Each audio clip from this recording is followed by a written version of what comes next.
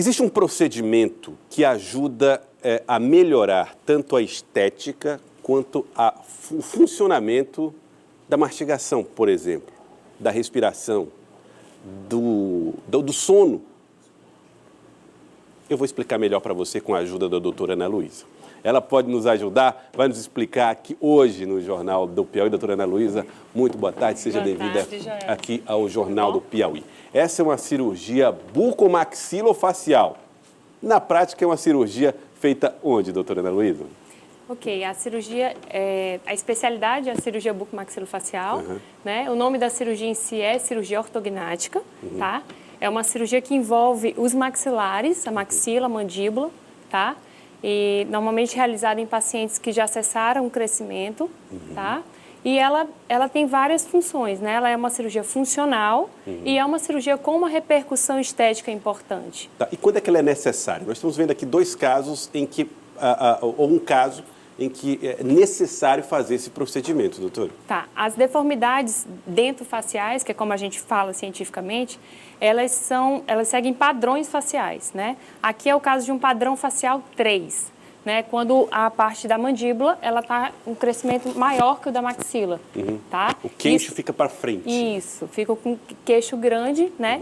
E causa toda uma deformidade de terço médio, ou seja, a parte de maxila, a parte de região paranasal, a parte do nariz, a estética nasal. Então quer dizer que ela não provoca deformações ou má formação somente na parte de baixo, também afeta a parte de cima? Depende de onde foi o erro do crescimento, né? A desproporção do crescimento ósseo. Se foi a maxila, que é o osso de cima que cresceu pouco, ou se foi a mandíbula que cresceu demais. O importante é que teve essa inversão. A mandíbula, que é o osso de baixo, ficou na frente da maxila, entendeu? Isso é herança genética? Sim, sim. Uma herança genética? Sim, às vezes você herda o padrão de crescimento da mandíbula do pai ou da mãe, e aí, na hora que combina, os genes não funcionam muito bem. Ou você é assim porque seu pai era assim, porque sua avó era assim. Então, esse determinismo, né, a gente pode mudar com a cirurgia ortognática. Tá. E existem outros casos. Vamos ver aqui imagens assim.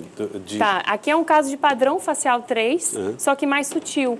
Que é o que, com o avanço da técnica e de todas as terapias adjuntas, da fisioterapia, da fono, da nutrição, a gente está conseguindo transformar esse procedimento, diminuir o pós-operatório dele, né, tornar uma coisa mais tranquila de ser feita. E aí, os pacientes com deformidades mais sutis, eles querem operar também. Onde é que estaria a deformidade sutil? É o queixo que é um pouquinho avantajado. E aí, a paciente não gosta desse queixo que é um pouquinho avantajado, não gosta do perfil. O senhor está falando, então, de uma cirurgia estética. É uma cirurgia funcional, né? Porque esses maxilares fora de posição, eles geram alteração na mastigação, na deglutição, na fonação, em padrões respiratórios também, né? Então, podendo evoluir para a apneia obstrutiva do sono, né? Porque o queixo, a posição nesse terceiro caso aí, do queixo, ela é muito importante para determinar a parede anterior da faringe, ou seja, a via aérea superior desse paciente. Então, às vezes, o paciente tem ronco, tem apneia, não dorme bem, às vezes é por um motivo otorrinolaringológico, né? Alguma obstrução no nariz, adenoide, corneto, amígdala, ou um pouquinho mais embaixo. Então, quando esse queixo está muito retraído, esses pacientes podem evoluir com a apneia obstrutiva do sono. E nesse caso aí, esse paciente não respira bem, né? Fora tudo isso, como é face, é o cartão de visita da gente, a exigência estética é muito importante, inclusive com alterações psicológicas. Pacientes que sofrem bullying na adolescência, né, que tem problema de autoestima. Por exemplo, essa paciente, o problema respiratório dela, além da retrusão da mandíbula, ela tem também um selamento labial não passivo, ou seja, ela contrai toda a musculatura da boca para fechar essa boca. Força. E aí é o paciente que fica bicudo, aí leva a fama de ser mal encarado, de ser antipático, né? Porque ele tem uma deformidade facial. Aqui nós temos um outro caso. Tá, ali era um padrão 2, que é quando o queixo é para trás. Padrão 3 é quando o queixo é para frente, foi o primeiro que a gente mostrou. E aqui é a face longa, é quando o terço inferior está muito aumentado. Então, quando a gente vai ver uma face, a gente tem que ver as proporções dos terços faciais e a simetria, um lado direito com o lado esquerdo. Então, aqui é o paciente face longa, que também tem esses problemas. Ele pode ter também sorriso gengival, tá? Que é quando no sorriso, ao invés de expor só os dentes, a cervical dos dentes, ele expõe muita gengiva. E também é muito antiestético. Né? Então, um dos grandes motivos para levar o paciente para a cirurgia é a queixa em relação ao sorriso. Então, o procedimento envolve tudo isto? Tudo isso. Tá.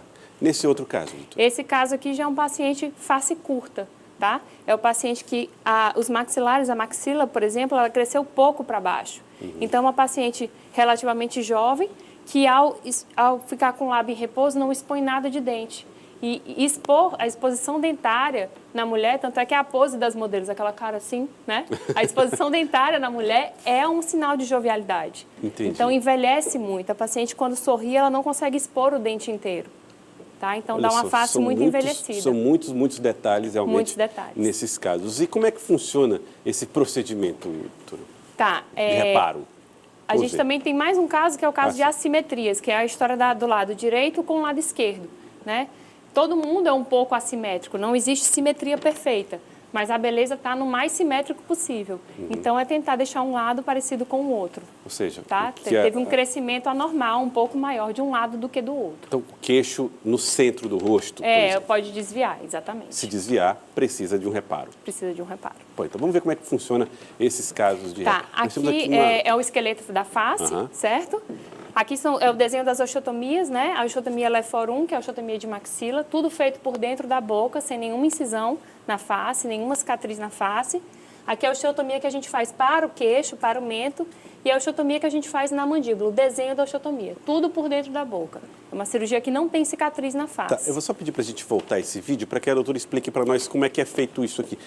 Isso aqui, na verdade, é um estudo virtual, né? Certo. A gente joga a tomografia, as imagens, as fotos e os modelos, os moldes escaneados dentro de um software. E aí faz o planejamento virtual desse paciente, ou seja, joga o rosto do paciente dentro do software, vê quais são os defeitos por medidas, por ângulos, tá? Milímetros. E aí a gente planeja, baseado na clínica, o que esse paciente precisa. Tá, aí no caso aqui feito... são os desenhos aqui é o desenho de aqui é o vídeo de uma cirurgia, de um movimento de uma cirurgia. Do que vocês farão no procedimento cirúrgico. O que a gente vai fazer? A gente pode operar só o osso de cima, só a mandíbula, só o mento ou todos eles juntos. Neste caso? Nesse caso, foram todos eles juntos. Todos eles juntos para trazer para frente um queixo que era recuado. Isso. Para corrigir todos os defeitos que tinha, né? E disposição de dente superior, de ângulo de mandíbula, ganhar um pouco mais de ângulo, de queixo, tudo. Olha, interessante. Porque, na verdade, essa divisão que a gente faz, padrão facial, 2, 3, é uma divisão mais didática. Geralmente, os problemas se misturam. A gente classifica pelo que é mais significativo no paciente. Para explicar melhor para as pessoas. Mas é preciso...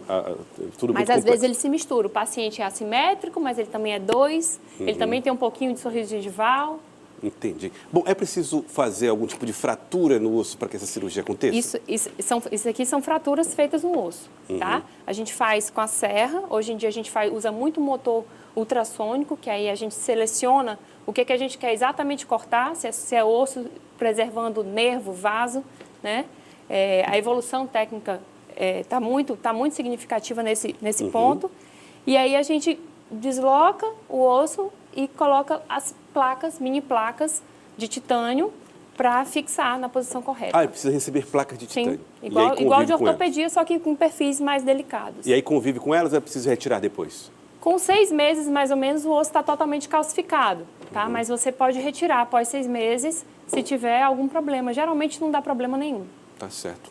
Olha, doutora Ana Luísa, estou realmente impressionado com essas informações e esses procedimentos que a senhora traz aqui com o auxílio do Hospital São Marcos. Queria agradecê-la pela participação aqui conosco. Obrigada a você. Tá certo. E aí os pacientes podem procurar o especialista para saber se é indicado ou não e que tipo de cirurgia é feita. Na verdade, alguns pacientes procuram diretamente. Outros vêm pelo ortodontista porque é um tratamento ortocirúrgico. O paciente leigo, ele vai geralmente tentar corrigir os dentes, né, o sorriso. Sim. E aí o ortodontista avisa para ele que o caso dele também é uma má posição do esqueleto facial. Ou o otorrino, né? O paciente vai no otorrino porque tem queixa respiratória. Ou vai no cirurgião plástico porque quer fazer uma plástica de nariz. E aí, às vezes, o cirurgião plástico avisa para o paciente, olha, seu problema é que sua maxila está para trás. Então, seu nariz está parecendo grande. né? Tá com a ponta caída, mas na hora que você chegar a maxila para frente, o nariz empina, sai a giba. Então, tem vários problemas de estética nasal que, na verdade, é a má posição dos maxilares, principalmente da maxila, que é o osso de cima. Se submete a cirurgia ortognática para resolver o problema. Doutora Ana Luísa, muito obrigado pela participação, obrigado por ter vindo. Agradeço a todos lá no Hospital São Marcos, também fazendo este quadro Vida conosco, trazendo essas informações para você aqui no Jornal do Piauí.